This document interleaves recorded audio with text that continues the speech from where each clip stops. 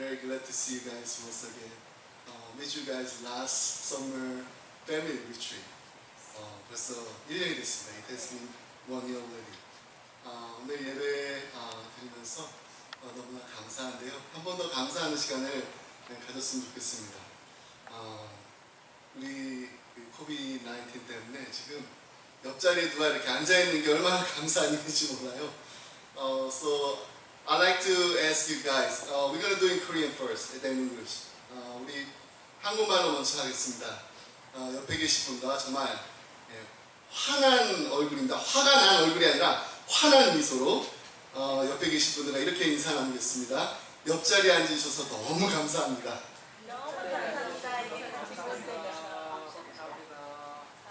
For the English speaking, let's greet each other by saying, Thank you for sitting next to me. 우리 옆자리에 앉으셔서 감사합니다. Thank you so much.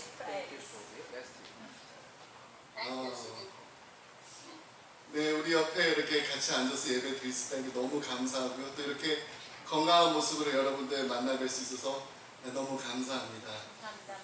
네, 이 시간에 우리 먼저 기도하고 말씀 드리겠습니다. 하나님 아버지 감사합니다. 오늘도 하나님 자리에 나와서 예배 드릴 수 있도록 하나님 자녀 삼아주신 것 감사합니다. Father God, we are so thankful and grateful for letting us have this wonderful service together. And thank you so much that all God's people gather together in your name. And we can praise your holy name. And we can cry out before you, Lord. Thank you so much that you listen to our prayer. Not only that, but you also listen to our prayer and answer our prayer. 하나님 아버지 감사합니다. 오늘 하나님 앞에 예배드리고 또 하나님 앞에 찬양하며 또 하나님 앞에 간절히 부르짖을 때 저희들의 기도를 들으실 뿐만 아니라 들어 응답하시는 살아계신 하나님, 역사하시는 하나님, 우리와 함께 하시는 하나님을 만날 수 있게 하심을 감사드립니다. 이 시간 하나님 말씀을 통하여서 하나님 음성 듣기 원합니다. 주님 말씀하여 주시옵소서. Father God, we ask for one more time, then please give us your word, God. Fill our heart with your word so that we'll know what you really want us to do, want us to be, so that we'll bring lots of joy to you, Lord, and bring all the glory and honor to you, Lord, to our lives. 이 시간 하나님 앞에 드린 저희들의 모든 기도를 하나님 들어 응답하여 주시옵시고 말씀을 통해서 다시 한번 하나님 음성 듣게 되는 복된 시간 되게 하여 주시옵소서. 감사드리며 이 모든 말씀 예수의 이름으로 기도드립니다. 아멘.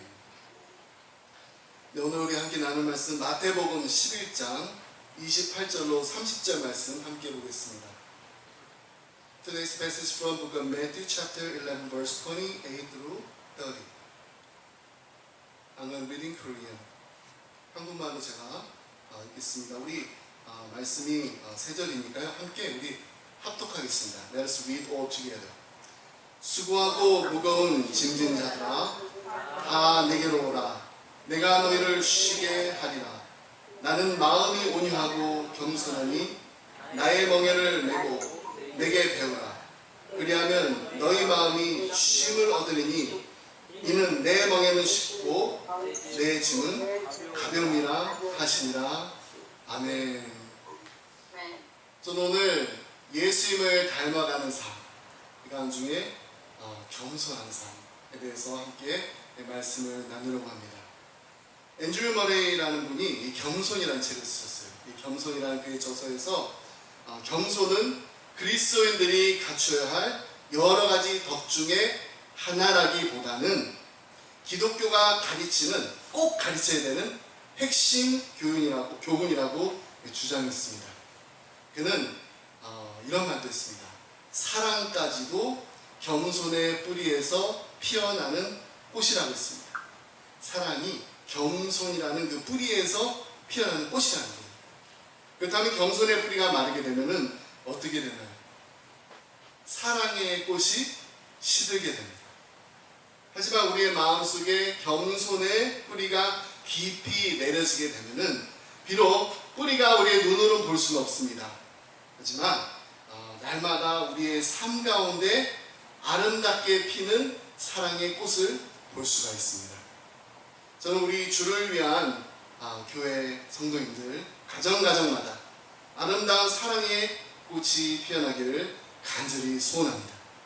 그리고 우리 가정뿐만 아니라 우리가 가는 곳곳마다, 그리고 또 우리가 머무는 자리자리마다 아름다운 사랑의 꽃이 피는 축복이 함께하기를 간절히 소원합니다.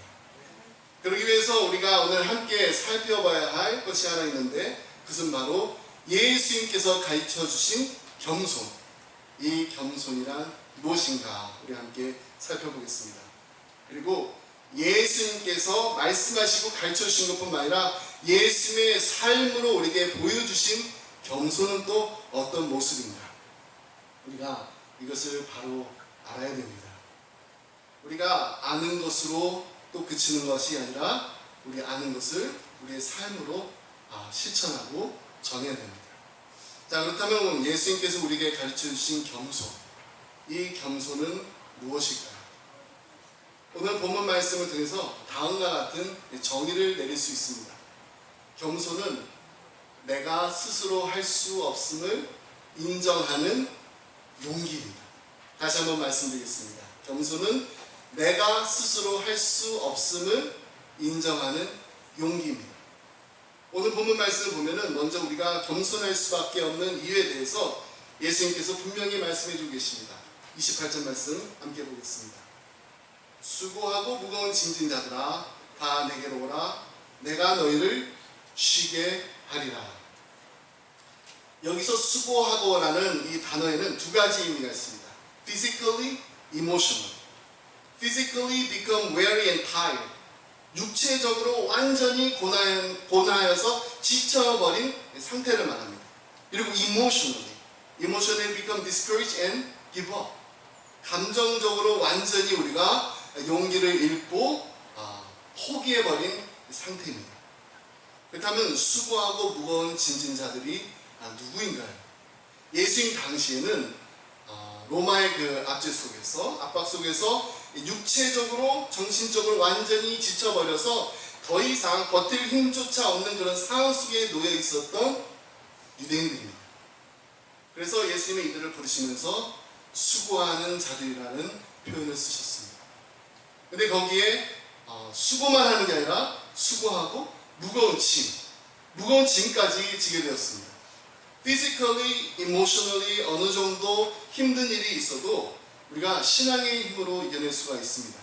그런데 예수님 당시에 이스라엘 백성들은 바리새인들과 종교 지도자들, 이 서기관들이 요구하는 많은 그 종교적 그 관행들을 다 지킬 수가 없었습니다.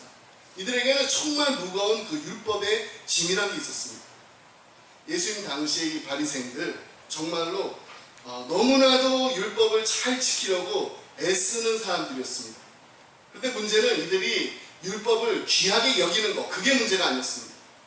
날마다 자신의 삶 속에서 최선을 다해서 하나님 말씀대로 살려고 하는 거, 그게 문제가 아닙니다. 정말 열심히 살려고 하는 거 맞아요. 근데 이들의 마음에는 교만이 있었습니다. 나는 잘해. 나만 잘해. 이런 교만한 마음이 생기면서 이들이 엇나가기 시작했던 것입니다. 난 저 세리와는 텍스 컬렉터랑은 달라. 난 율법을 너무너무 잘 지켜. 하나님, 나는 저 세리와 같지 않아서 얼마나 감사한지 모릅니다. 이건 정말 교만이에요.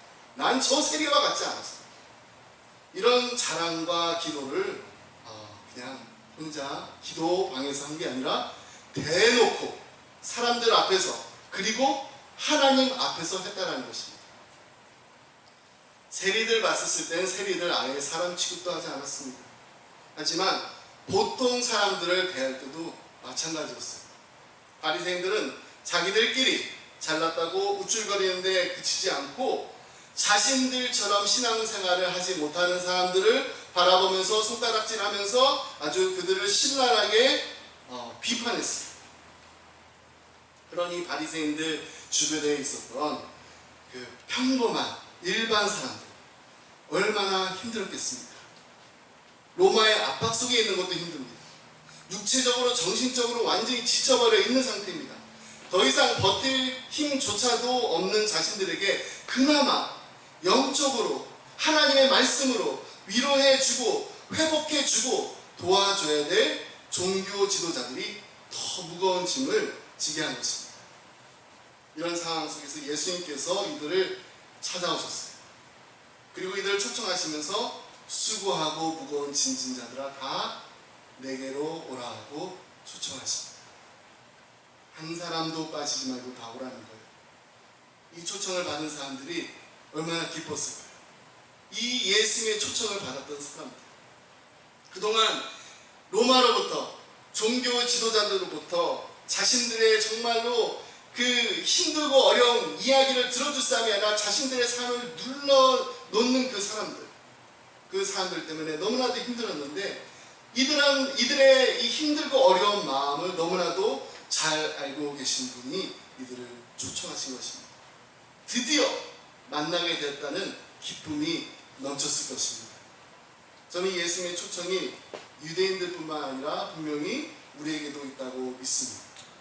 그 이유는 우리도 다 무겁고 무거운 짐과 또 수고하고 있는 삶을 살고 있기 때문입니다. 특별히 우리 이민생활을 하시면서 얼마나 힘든 일이 많으셨나요? 피지컬리 우리가 얼마나 힘든 일도 많이 했나요? 저희 부모님도 지금은 리타하셨지만은 자식들 공부시키겠다고 예전에 그런 말씀 하셨어요. 내가 너 공부시키기 위해서 미국에 왔다.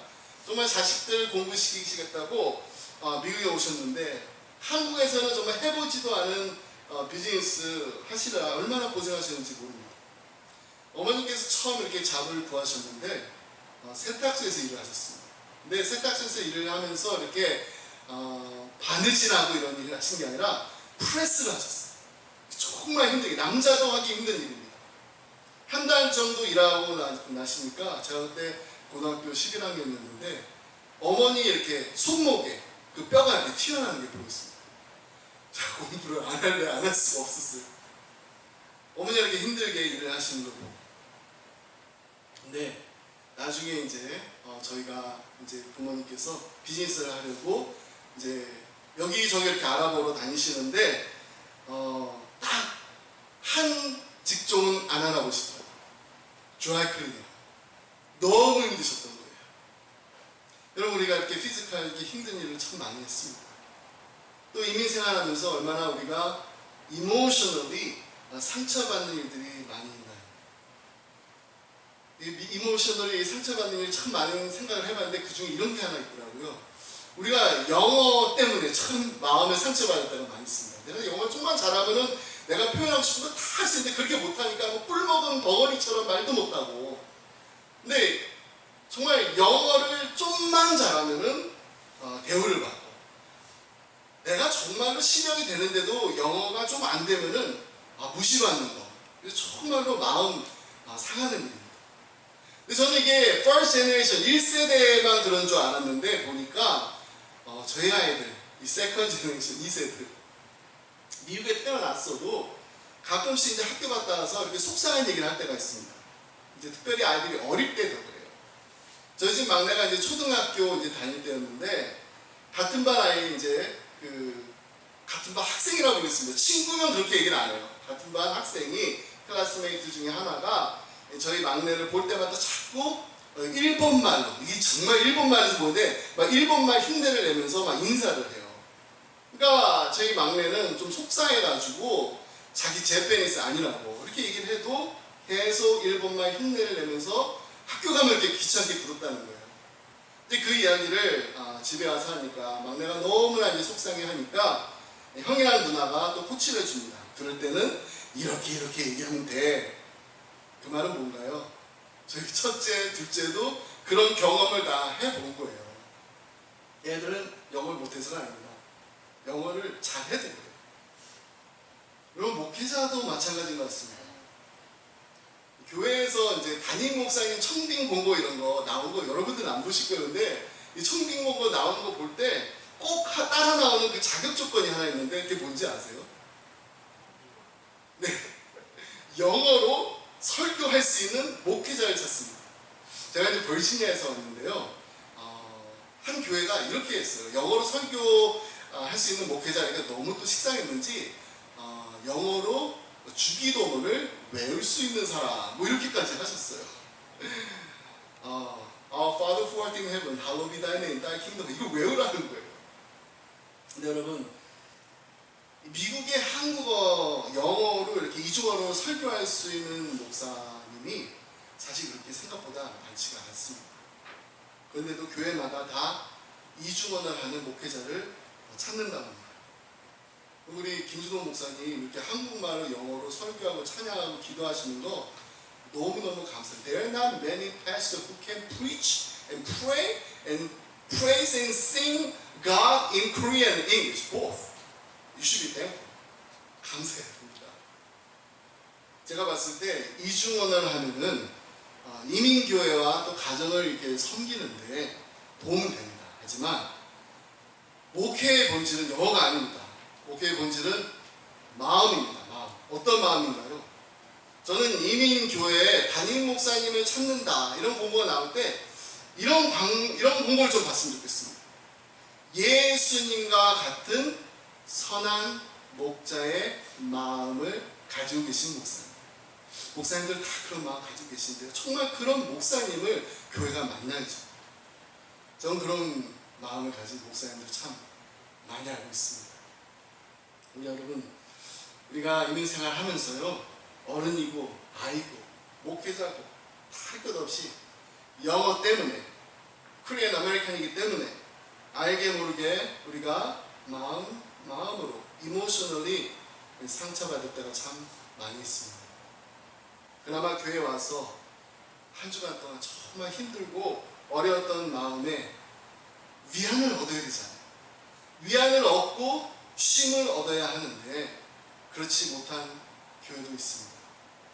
서로가 서로에게 상처를 주고 아픔을 주고 사랑하기보다는 비판하며 정죄하다 보니까 교회에 오게 되면은 무거운 짐을 내려놔야 되는데 더 무거운 짐을 보따리 싸가지고 집으로 가게 돼요. 이런 안타까운 일들이 자꾸만 우리 이민교회를 더 병들게 하고 성도인들의 마음을 아프게 합니다. 전에 휴스턴에 사는 한 성도인과 이야기를 나누면서 제가 정말 너무 마음이 아픈 이야기를 들었어요. 교회에 가면은 목사님 머리가 너무 아파요. 이 사람 저 사람 하는 소리 듣다 보면은 머리가 너무 아파요. 차라리 그냥 집에 있는 게 더 나을 것 같아요. 이렇게 말씀하시는 걸 들은 제 마음이 너무 나빴어요. 여러분, 교회라는 데가 어떤 곳인가요? 머리가 아프더라도 교회를 가면은 아픈 머리가 나야 되는 그런 곳이 교회가 아닌가요? 마음이 아프다가도 교회 가게 되면은 세상이 알지 못하고 세상은 줄 수도 없는 그런 평안, 그 참 평안, 마음의 참 평안을 누려야 되는 곳이 교회 아닌가요? 그래서 저는 우리 이민교회가 성도인들이 하나가 되는 기쁨이 넘치는 공동체를 함께 만들어 나가는데 힘써야 한다고 믿습니다. 어떻게 하면 우리가 하나가 될 수 있을까요? 함께 되는, 하나가 되는 그 기쁨을 누릴 수 있을까요? 우리가 하나 되기 위해서 해야 되는 거는요, 하나님 말씀대로 하면 됩니다. 로마서 12장 15절 말씀처럼 즐거워하는 자들로 함께 즐거워하고 우는 자들로 함께 울면 됩니다. 우리 지체가 아프면 함께 아파야 돼요. 기쁜 일이 생기면은 내일처럼 함께 기뻐하는 가족과 같은 교회가 되어야 합니다. 우리는 결코 남이 아닙니다. 그래서 저는 경상도 사람이 아니지만은 경상도 사투리 중에 이 말이 너무 좋아요. 우리가 남이가. 들어보셨나요? 우리가 남이가. 남이 아니니까 내일도 내일처럼 기뻐할 수 있고 또 내일도 내 아픔도 내 아픔처럼 함께 아파하고 울 수 있는 것입니다. 여러분, 이 세상에서 가장 나쁜 사람. 어떤 사람이 가장 나쁜 사람일까요? 이걸 영어로 어떻게 트랜스레이트하는지는 잘 모르겠지만, 나쁜 사람, 이 세상에서 가장 나쁜 사람은 나뿐인 사람이에요. 나뿐인 사람이 가장 나쁜 사람이에요. 나밖에 모르는 사람, 나만 생각하는 사람, 나만 잘 먹고 잘 사는 사람이 가장 나쁜 사람이에요. 가정에서도 가장 나쁜 사람이 있습니다. 어떤 사람이 가장 나쁜 사람일까요? 나쁜 사람, 나밖에 모르는 사람, 정말 나뿐인 남편, 나밖에 모르는 남편. 그런 남편의 이야기를 들은 적이 있습니다. 한 아내가 모임에서 이 남편을 소개하면서 이렇게 말했답니다. 여러분, 신혼 시절 제 남편은 태양이었습니다. 와, 남편이 태양이었대요. 이 말을 들은 그 자리에 있었던 사람들, 얼마나 괜찮은 남편이면 남편이 태양이라고 했을까. 부러운 눈으로, 부러운 시선으로 이렇게 바라봤는데, 여러분, 이 남편 이야기를 끝까지 들어보시면 이분이 왜 남편이 태양이라고 말했는지 이렇게 설명합니다. 태양이 어떻게 되나요? 모든 게 태양을 중심으로 해서 돌아가잖아요. 제 남편은 온 세상이 다 자기 중심으로 돌아가야 됩니다. 그래서 신혼 초에는 제 남편이 태양이라고 생각했습니다. 다 자기 원하는 대로, 모든 게 다 자기를 위주로 해서, 중심으로 해서 가정의 크고 작은 모든 일들이 다 돌아갔습니다. 그런데 결혼한 지 이제 30년이 지났어요. 30년이 지났는데도 제 남편이 태양이에요. 이제는 어떻게 좀 변했을까요? 자기밖에 모르는 그 남편, 그 행동이 변하진 않았습니다. 근데 자기밖에 모르는, 나밖에 모르는 그 남편의 모습을 보니까 더 이상 눈 뜨고 볼 수가 없어가지고 여전히 남편이 태양이라는 거예요. 남편이 너무나 훌륭해서 눈을 뜨고 볼 수 없는 게 아니라 하는 행동 하나하나가 다 마음에 들지 않아서 차마 눈을 뜨고 볼 수가 없어서 한 이 아내분의 이야기가 누군가 그냥 함께 웃자고 만들어낸 이야기였으면 좋겠습니다. 절대로 이 이야기가 우리 이야기, 우리 가정의 이야기가 돼서는 안 됩니다. 가정에서나 교회에서나 나뿐인 사람이 아니라 우리가 뭐라고요? 우리가 남이가라고 말하면서 함께 웃고 또 함께 슬퍼할 수 있는 우리 모두가 다 되었으면 좋겠습니다. 그런데 여러분, 우리가 그냥 되었으면 좋겠다, 그냥 희망사항이다가 아닙니다. 우리가 그렇게 할 수가 있어요. 왜냐하면 예수님께서, 우리 주님께서 먼저 그렇게 하셨기 때문입니다. 예수님 우리 주님이시잖아요. 우리는 제자입니다. 주님께서 그렇게 하셨으면은 주님의 가르치심을 따라가는 우리는 할 수 있는 거예요. 따라서만 하면. 우리밖에 모르시고 정말 우리를 먼저 생각하시고 십자가에 못 박혀 달려 돌아가신, 죄인들과 세리들과 함께 먹고 마시며 함께 하신 예수님, 그 예수님이 바로 우리의 주인이십니다. 그렇기 때문에 예수님의 제자인 우리가 주님께서 하신 일을 본받아 따라서 살아가면 할 수 있는 것입니다. 오늘 예수님께서 우리에게 다 오라고, 내가 너희를 쉬게 하리라고 약속하시면서 이거 하나만큼은 꼭 하라고 명령하신 게 있습니다. 그것은 바로 와서 배우라는 것입니다. 주님 안에서 참 쉼을 누리면서 날마다 예수님의 마음을 배우라고 명령하셨어요. 그런데 배우는 것도 우리가 열심히 노력을 해서, 열심을 내서 무언가를 얻으려고, 이루려고 하는, 성취하려고 해서 하는 것이 아니라 모든 것을 그냥 다 내어 맡기면 된다는 것입니다. 29절 말씀을 다시 한번 보겠습니다. 나의 멍에를 메고 내게 배우라.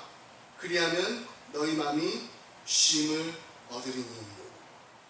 여기서 멍에를 맨다는 것은 또 다른 짐을 우리에게 주시겠다라는 말씀이 아닙니다. 누구의 멍에인가요? 내 멍에가 아닙니다. 예수님의 멍에를 매는 것입니다. 예수님의 멍에. 예수님 당시에는요, 이 멍에를 누가 맸냐면 이게 1인용이 아니라 2인용입니다. 여러분 그림 이렇게 사진을 보시면은 이 소가 멍에를 메고 있습니다. 그래서 이 농부가 두 소에게 그 멍에를 메우기 전에, 씌우기 전에 먼저 한 게 있습니다. 그것은 다름 아닌 두 소에게 힘 겨루기를 시킨 겁니다. 힘 겨루기를 시키면 분명히 힘이 센 소가 하나 있고 힘이 약한 소가 하나 있습니다. 자, 그러면 농부가 알게 돼요. 이 힘 겨루기에서 이긴 소가 힘이 센 소입니다. 그러면은 그 힘 센 소가 리더가 됩니다. 나중에 두 소가 같이 멍에를 메고 일을 하게 되면은 이 힘 센 소가 리더가 돼서 약한 소를 그냥 이끌고 갑니다. 약한 소는 그냥 힘 센 소가 가자는 대로 따라가면 됩니다. 예수님께서 왜 이 멍에에 비유를 드셨을까요? 예수님을 따라가면 된다는 것입니다. 겸손은 내가 할 수 없음을 스스로 인정하는 용기라고 했습니다. 내가 할 수 없다고 그냥 자포자기 하라는 말씀을 드린 게 아닙니다. 나는 할 수 없지만 내가 할 수 있도록 이끄시는 힘센 소와 같은 예수님, 그 예수님을 만났을 때 예수님께 전적으로 모든 것을 내어 맡기고 따르면 된다는 것입니다. 그리고 우리 주님의 그 멍에를 매게 되면은 얻게 되는 아주 중요한 것이 하나 있는데, 그것은 바로 주님의 바로 옆자리, 가장 가까운 자리입니다. 여러분 멍에를 매는데 멍에를 이렇게 길게 매가지고 저쪽에 있고 이쪽에 있지 않잖아요. 멍에를 매는 두 손은 굉장히 가까이 있어요. 바로 옆에 있습니다. 예수님 옆에서 멍에를 같이 메고 배우라는 것은 주님의 바로 옆자리에서 배우라는 거예요. 주님의 가장 가까운 그 옆자리가 바로 우리의 자리라는 것입니다. 한 주간을 보내면서 겸손한 마음으로 내가 할 수 없는 일들이 너무 많이 있습니다. 내가 할 수 없기 때문에 주님의 옆자리에서, 주님의 바로 옆자리가 내 자리입니다 라고 고백하면서 주님께 배우는 우리 모두가 되기를 주님의 이름으로 축복합니다. 자, 그렇다면 이제 우리가 주님의 바로 옆자리에서 배워야 될 것이 무엇인지, 그 겸손한 마음은 무엇인지 함께 나누겠습니다. 예수님께서 우리에게 보이신 겸손은 이런 겸손입니다. 내가 낮아질 수 있음을 기뻐하는 마음. 29절 말씀 보면은 나는 마음이 온유하고 겸손하니라고 예수님께서는 자신의 성품에 대해서 말씀하십니다. 마음이 온유하다는 것은 자신에게 오는 모든 사람들에 대해서 아주 친절하고 너그러운 마음가짐을 가지셨다라는 말씀입니다. 그러면서 예수님께서는 자기 자신을 겸손하다라고 표현하셨습니다. 여러분, 우리가 예수님께서 겸손하다라고 하셨을 때, 그렇지, 예수님 겸손하시지, 거기에 대해서 이의를 제기할 사람은 한 사람도 없습니다. 예수님 정말로 온유하고 겸손하셨기 때문입니다. 그런데 제가 여러분께 안녕하세요, 저는 김성호 목사입니다. 제가 저를 소개할 때 항상 스마일 목사 김성호입니다 라고 소개했는데, 스마일 목사 김성호입니다. 저는 굉장히 겸손한 목사입니다 라고 이야기를 하면 여러분 어떻게 받아들이시겠어요? 제가 겸손한 목사가 되고 싶습니다가 아니라 겸손한 목사입니다 라고 말씀드리는 순간 저는 더 이상 겸손한 목사가 될 수 없습니다. 제가 아무리 겸손하다고 해도 그 겸손하다고 얘기한 것 때문에 그게 또 바더가 되시는 분들, 절대로 저를 겸손한 목사로 받아주시지 않으실 거예요. 그래서 루돌프 케겔이라는 분이 겸손에 대해서 이렇게 정의를 내렸습니다. 스스로를 겸손하다고 생각하거나 말하는 자는 이미 교만의 길로 접어든 자. 참 맞는 말인 것 같습니다. 내가 스스로 겸손하다가 한 사람은 교만한 자입니다. 그렇다면 예수님께서 나는 온유하고 겸손하니 이 말씀을 하셨는데, 그렇다면 이미 예수님께서는 교만의 길로 접어드신 건가요? 교만의 길로 접어들었기 때문에 이런 말씀을 하신 건가요? 절대로 그렇지 않습니다. 예수님께서 스스로 겸손하다라고 말씀하셨을 때는 이런 의미가 있습니다. 겸손이라는 헬라 단어에는 높아짐과 반대되는 낮아짐, 심지어 지위와 신분까지도 낮추는, 비천하게 되는, 자기 스스로를 일부러 낮추는 겸비라는 의미가 있습니다. 겸비, 겸손하게 낮춘다는 게 겸손. 다시 말해서 예수님은 일부러 자기 자신을 낮추는 겸비한 마음, 그 마음을 가지시고 계신 분이셨습니다. 우리가 잘 알고 있는 빌립보서 2장 6절로 8절 말씀. 그는 근본 하나님의 본체시나 하나님과 동등됨을 취할 것으로 여기지 아니하시고 오히려 자기를 비워 종의 형체를 가지사 사람들과 같이 되셨고 사람의 모양으로 나타나사 자기를 낮추시고 죽기까지 복종하셨으니 곧 십자가에 죽으십니다. 하나님이 인간이 되십니다. 예수님께서는 우리를 위해서 하늘의 보좌 모든 영광을 다 버리시고 이 땅에 오셨습니다. 억지로 어쩔 수 없어서가 아니라 기쁨으로 자기 자신을 낮추셔서 십자가에 못 박혀 달려 돌아가셨습니다. 죽기까지 복종하심으로 우리를 세우셨습니다. 우리를 하나님의 자녀 되는 그 자리에 올려주시기 위해서 주님께서 가장 낮은 자의 자리로 오신 것입니다. 이처럼 주님이 낮아지심으로 우리가 올라가게 된 것처럼 우리도 예수님의 겸손한 마음을 날마다 닮아야 됩니다. 이 예수님의 겸손한 마음을 날마다 배우게 되면 우리도 우리 주님처럼 우리 주위에는 사랑하는 사람들을 세워줄 수 있습니다. 높여줄 수 있습니다. 살릴 수가 있습니다. 주님과 같이 우리 스스로를 낮추게 됩니다. 이민교회가 정말로 행복한 교회가 될 거라고 저는 분명히 믿습니다. 교회 오면은 머리 아프게 합니다. 교회에 오니까 아팠던 이 머리, 이 머리도, 이 아팠던 이 마음도 다 나을 수 있어서 얼마나 행복한지 모릅니다. 이 아름다운 고백이 풍성히 흘러넘치는 휴스턴 주를 위한 교회가 되기를 주님의 이름으로 축복합니다. 여러분, 누군가 나를 위해 누군가 나를 세워주기 위해서 자기 자신을 낮추었다는 이 사실 하나만으로도 얼마나 큰 힘이 되고 큰 용기가 되고 큰 위로가 되는지 모릅니다.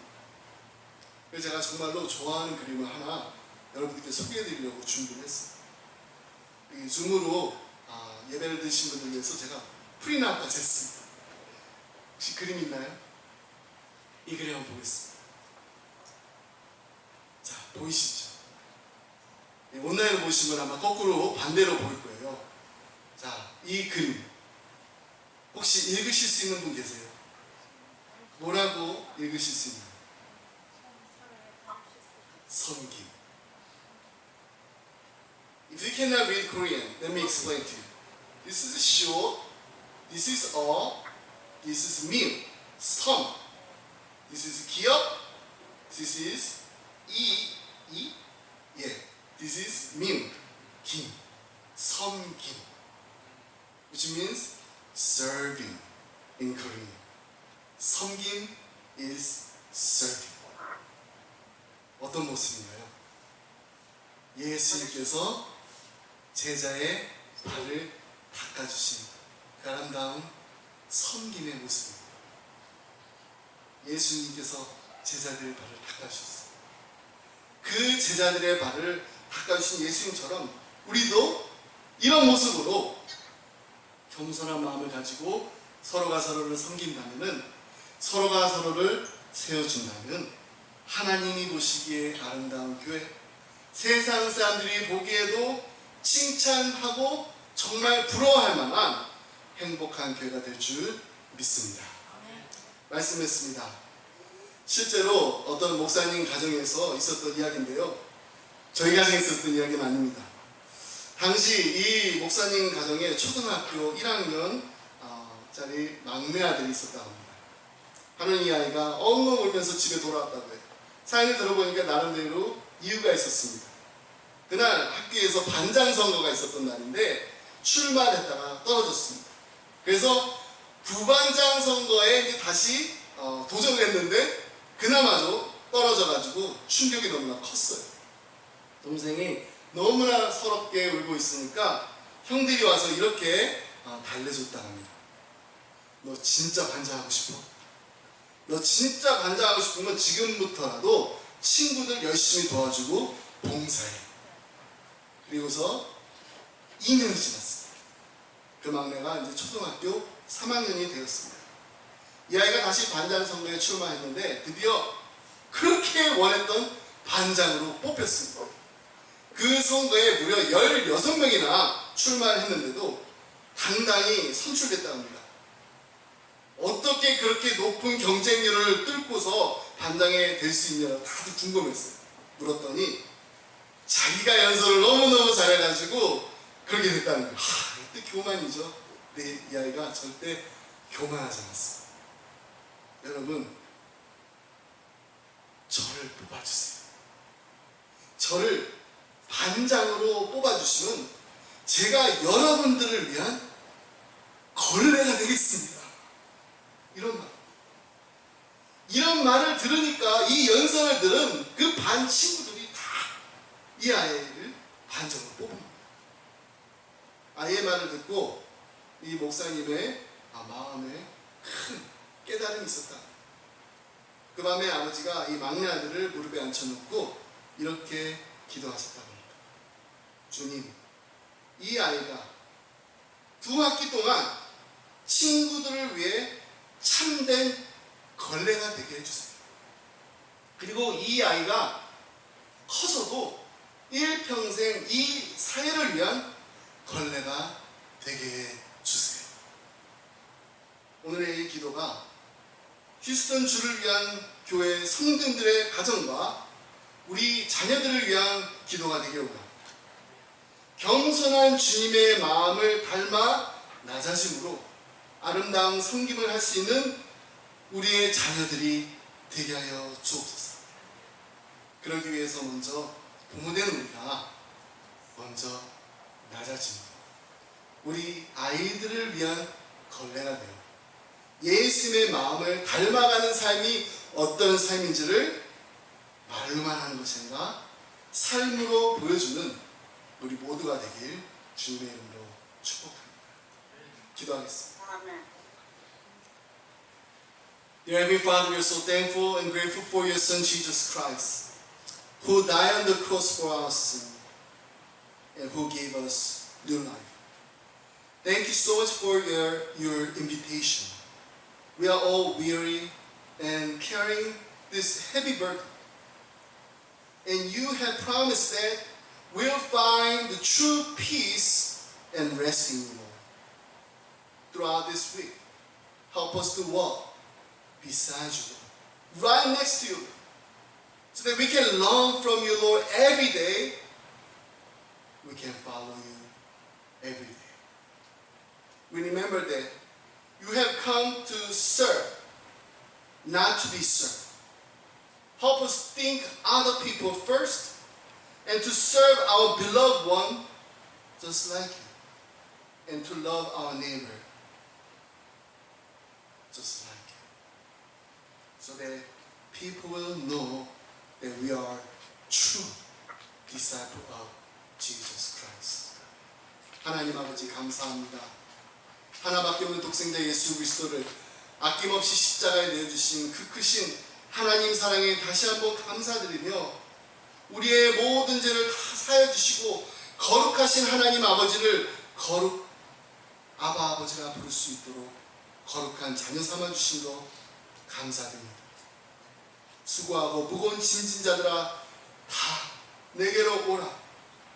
우리를 초청하신 그 예수님의 초청에 응한 우리 모두에게 세상이 주지도 못하고 세상이 알 수 없는 참 평안과 참 기쁨과 참 쉼을 누리게 해주시니 감사합니다.